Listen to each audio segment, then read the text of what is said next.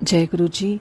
सत्संग by Jaya aunty on 16th September 2015। गुरु जी मुक्ति दाता हैं। शिव को संहारक के रूप में ही देखा जाता है, पर शिव हमारे अहम का संहार करते हैं।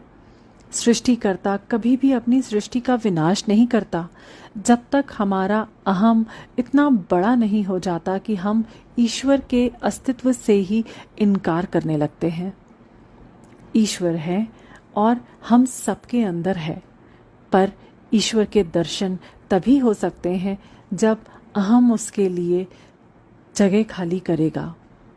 हम जन्म पर जन्म लेते जाते हैं बिना इस तत्व को समझे कि क्यों जन्म लिया मनुष्य योनि में।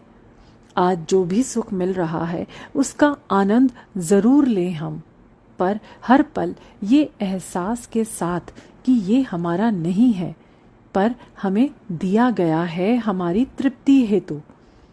तृप्त महसूस करेंगे तभी तो उससे विरक्ति हो आएगी। जब कोई बच्चा किसी मिठाई की जिद करता है, उसे वो मिठाई बार बार दें तो कुछ समय बाद वो उसे खाने से इनकार कर देगा। स्वाद तो वही था, पर फिर क्या हुआ? कारण है नए आनंद की खोज। यही खोज तो हमसे हर सही गलत काम करवाती है, और जैसे जैसे तृप्ति मिलती जाती है हमारी यही खोज हमें ईश्वरीय प्यार तक पहुंचा देती है।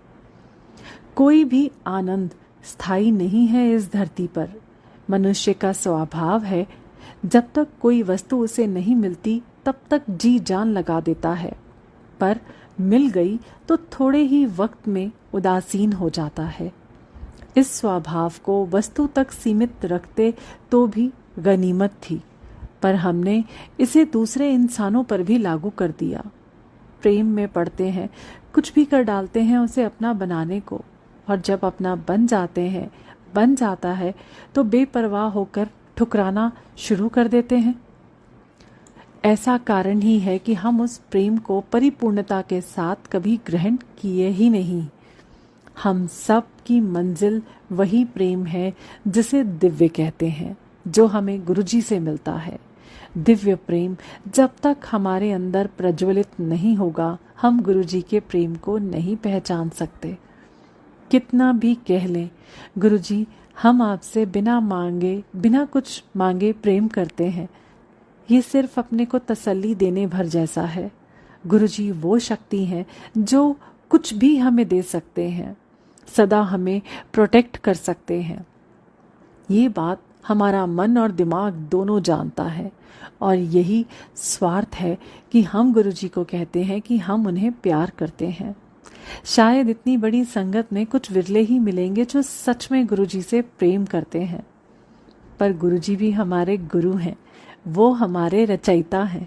उन्हें पता है कि जब हम दिव्य प्रेम क्या है, समर्पण क्या है, जानते ही नहीं तो उनसे कैसे कर सकते हैं।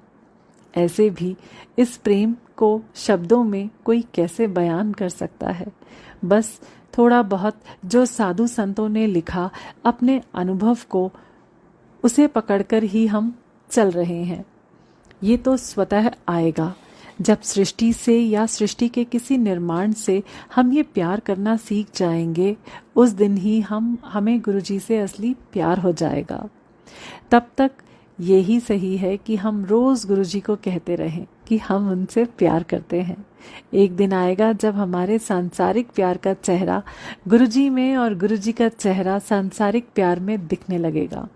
उस दिन का ही हम इंतजार करें। गुरुजी हमें कई माध्यमों से बताते जा रहे हैं कि वही प्यार है हमारा, पर हम अपनी दुनियादारी के बंधनों में इतने उलझे हुए हैं कि हम इसे महसूस ही नहीं कर पा रहे हैं। महापुरुष कह गए हैं, ढाई आखर प्रेम के पड़े सपंडित होए। वास्तव में ये प्यार बहुत ताकतवर होता है। इसका होना ही प्रकृति की सबसे सुंदर घटना है। हम आकर्षण को प्यार समझ लेते हैं, पर प्यार वो है जहां एक आत्मा दूसरे की आत्मा से जुड़ती है। लोग कहते हैं कि पहले प्यार को भुलाया नहीं जा सकता, यह प्यार एक ही बार होता है। दरअसल जब हम पहली बार प्यार करते हैं तो उसमें कोई छल नहीं होता, कोई स्वार्थ नहीं होता। बस प्यार करने की तड़प होती है, प्यार से मिलने की तड़प होती है। ये कुछ हद तक वही तड़प है जो हमारे अंदर परमात्मा के प्यार के लिए होती है। पर जब धीरे धीरे इस प्यार को सांसारिक जामा यानी पति पत्नी का रूप मिल जाता है तो दूसरी दुनिया की चीजें हावी हो जाती हैं। रोज थोड़ा थोड़ा कर मरता जाता है प्यार, और कुछ समय पश्चात इसको हम खुद अपने स्वार्थ के हाथों दफन कर देते हैं। हम मनुष्य के जीने की वजह ही प्यार है। अब इसकी तलाश कहीं और करते हैं, पर वो कहीं और कैसे मिलेगा? क्योंकि अब हम सयाने हो गए। प्यार चाहिए, पर स्वार्थ की पूर्ति हेतु हर जगह शारीरिक प्यार ही ढूंढते हैं, पर कहीं भी ठहर नहीं पाते। कहीं भी टिकने के लिए आत्मा के जुड़ाव की जरूरत होती है, पर आत्मा की तो सुनना ही बंद कर दिया। तृप्ति तो मिल ही नहीं सकती, क्योंकि ये जुड़ाव सिर्फ शारीरिक सीमा तक ही है। पर एक समय आता है जब हम थक जाते हैं भटकते भटकते, तब जाकर इस परमात्मा के प्यार की याद आती है, गुरुजी की याद आती है, और गुरुजी हमें एक और मौका दे देते हैं उनकी सृष्टि से प्यार करने का। यदि हमें ये मौका मिल गया है तो इस बार हारना नहीं है, थकना नहीं है, बिना स्वार्थ के प्यार करते जाना है। मंजिल सामने वाले का प्यार पाना नहीं है, मंजिल परमात्मा के प्यार को पाना है।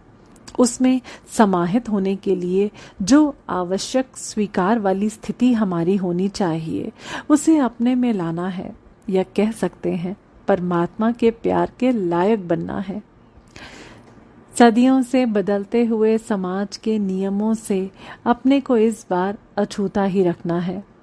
हर इंसान राधा या मीरा बनने की काबिलियत रखता है, बस उसे खुद से खुद को आज़ाद करना है। बंधन किसी और ने नहीं डाले हम पर, हमने ही बेड़ियां बना रखी हैं अपनी। ईश्वर सिर्फ प्यार को पहचानता है, उसकी तरंगों से उत्पन्न आनंद को पहचानता है। हम भी वही करें, मंजिल हमारा इंतज़ार कर रही है। गुरुजी हम सबको सही प्यार की पहचान कराएं। जय गुरुजी।